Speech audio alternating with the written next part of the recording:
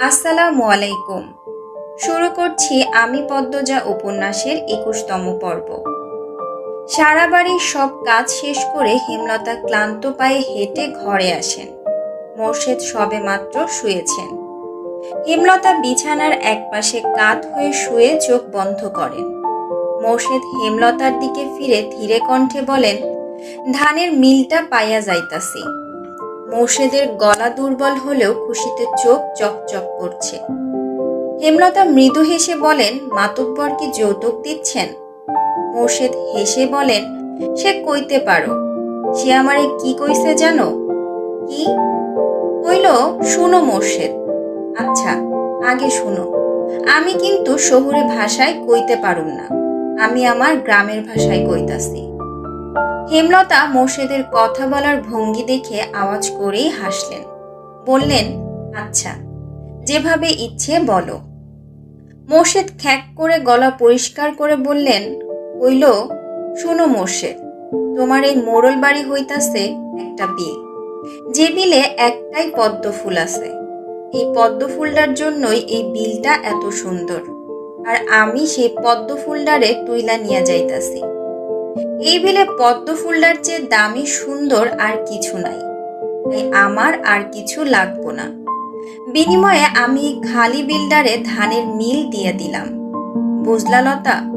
মাতব্বর মানুষটা সাক্ষাৎ ফেরেস্তা, মন দয়ার সাগর। হেমলতা বললেন ছোট করে।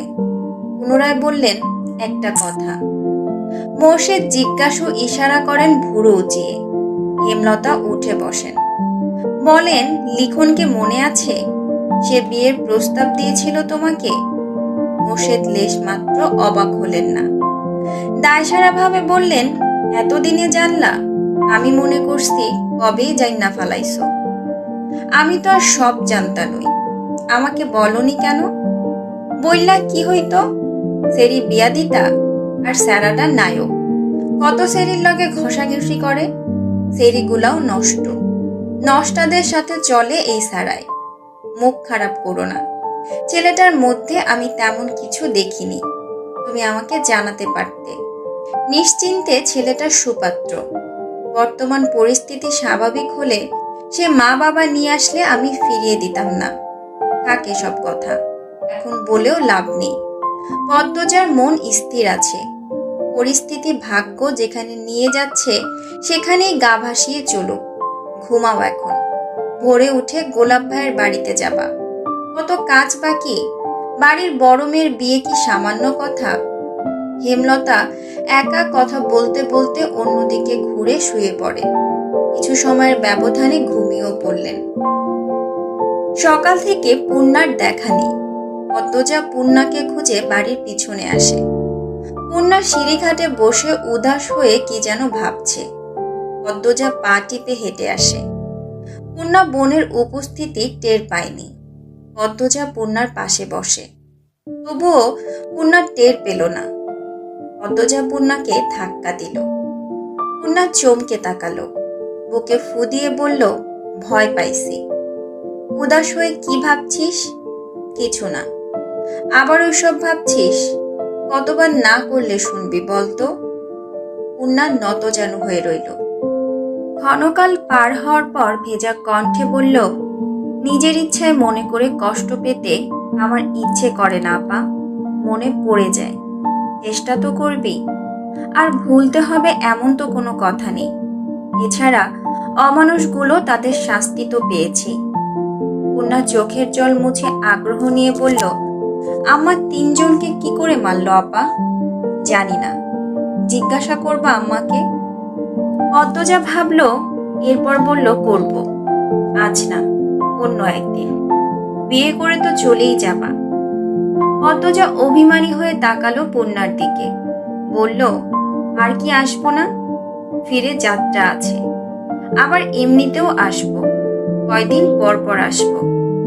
তাহলে কালাচাঁদের সাথে বিয়েটা সত্যিই হচ্ছে? তুই কি মিথ্যে ভাবছিস?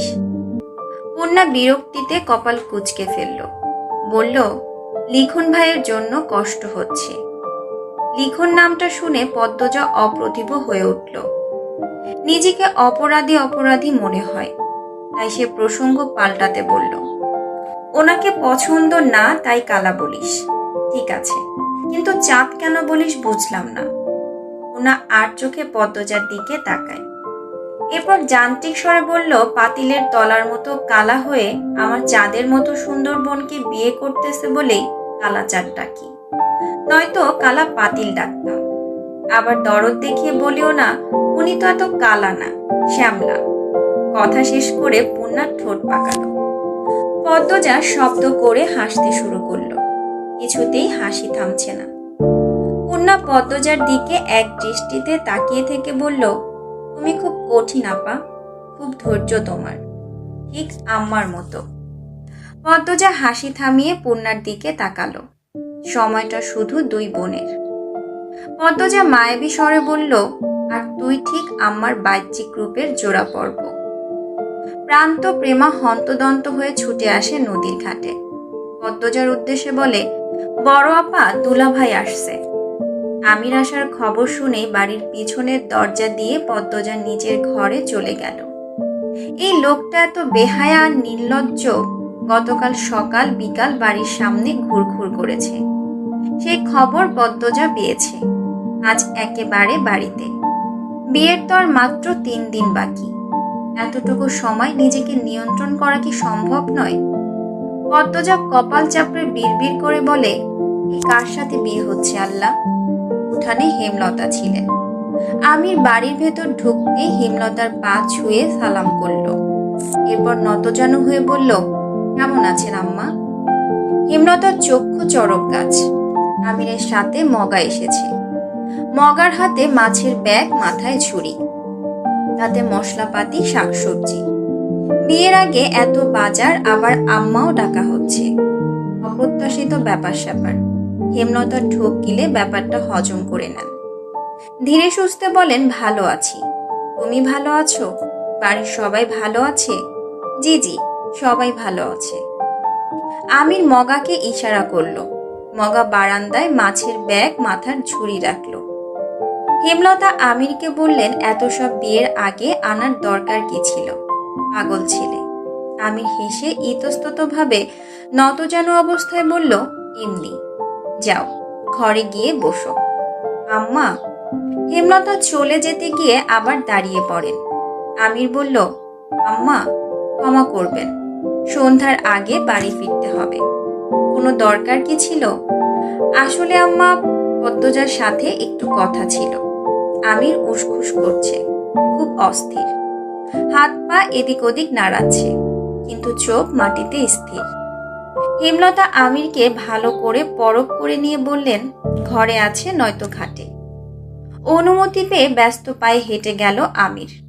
হেমলতা আমিরের যাওয়ার পানে চেয়ে থেকে ভাবেন, ছেলেটার সাথে এখনো চোখাচোখি হয়নি, সব সময় মাথা নত করে রাখে। কিন্তু কথাবার্তায় মনে হলো লাজুক নয় এই ছেলে। হয়তো গুরুজনদের সামনে মাথা নিচু করে রাখা ছেলেটার ছোটবেলার স্বভাব। হেমলতা মুচকি হেসে লাহারি ঘরের দিকে এগিয়ে যান। পদ্মজার ঘরের শেষ প্রান্তে বারান্দা আছে। বারান্দা পেরোলেই বাড়ির পিছনের দরজা। আমির আসছে শুনে ঘর আর বারান্দার মাঝ বরাবর দরজায় পর্দা টানিয়ে দিল পদ্মজা। আমির ঘরের পাশে দাঁড়ালো। পদ্মজা বারান্দার দিকে। পর্দার কাপড় পাতলা মসৃণ। আমির স্পষ্ট পদ্মজার অব্যয় দেখতে পাচ্ছে। তীর করে বাতাস বইছে। সেই বাতাসে পদ্মজার কপালে ছড়িয়ে থাকা চুলগুলো উঠছে অবাধ্য হয়ে। আমির ডাকলো, পদ্মজা। কেমন আছো? ভালো। আপনি? ভালো। বেশ কিছুক্ষণ নীরবতা। পদ্মজা বলল, কি বলবেন বলুন। মায়া ভরা চোখগুলো দেখার সৌভাগ্য কি হবে? আমিরের কণ্ঠে আকুতি, তৃষ্ণা। পদ্মজার অস্বস্তি হচ্ছে। বেহায়া মানুষ বড়ই বিপজ্জনক। সে পালানোর জন্য পা বাড়াতেই আমির হৈ হৈ করে উঠল। কসম লাগে, পালাবে না। পদ্মজা মাথার ওড়না টেনে নিয়ে বলল, দরকারি কথা থাকলে বলে চলে যান। তাড়িয়ে দিচ্ছ? ছি না। তোমায় না দেখলে আজ আর প্রাণে বাঁচব না। রাতে ইন্নানিল্লাহ। রসিকতা করবেন না। কাউকে না দেখে কেউ মরে না। পদ্মবতীর রূপ যে পুরুষ একবার দেখেছে